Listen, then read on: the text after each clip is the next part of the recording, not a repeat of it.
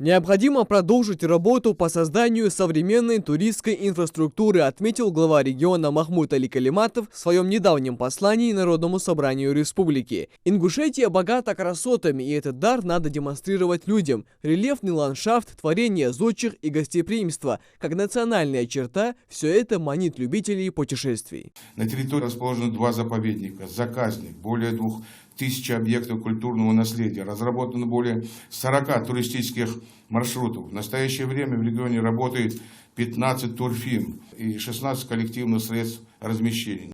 Несмотря на действие ограничительных мер, республику посетило в прошлом году около 90 тысяч туристов. По поручению президента России была запущена и продлена до конца года программа возмещения гражданам части затрат на путешествия по России. На начало мая такой услугой уже воспользовался 1 миллион человек по стране. Всего было возвращено около 4 миллиардов рублей.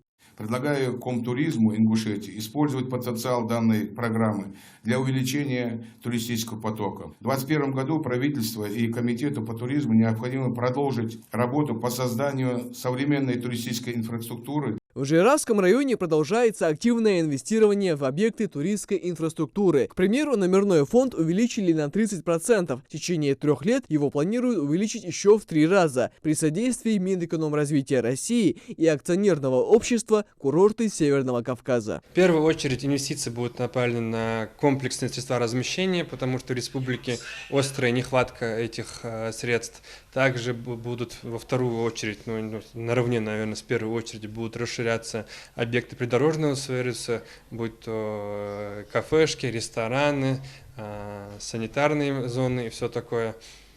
И также будем активно увеличивать количество дополнительных именно активностей, будь то конные прогулки, мотоэкскурсии, обычные экскурсии, пешие маршруты и все в таком духе.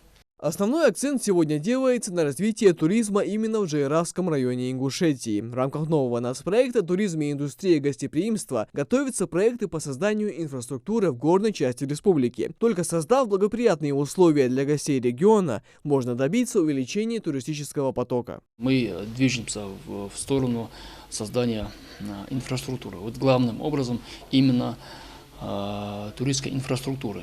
Это зона отдыха, это шашлычные, и другие центры притяжения, куда больше всего совершает поездки турист.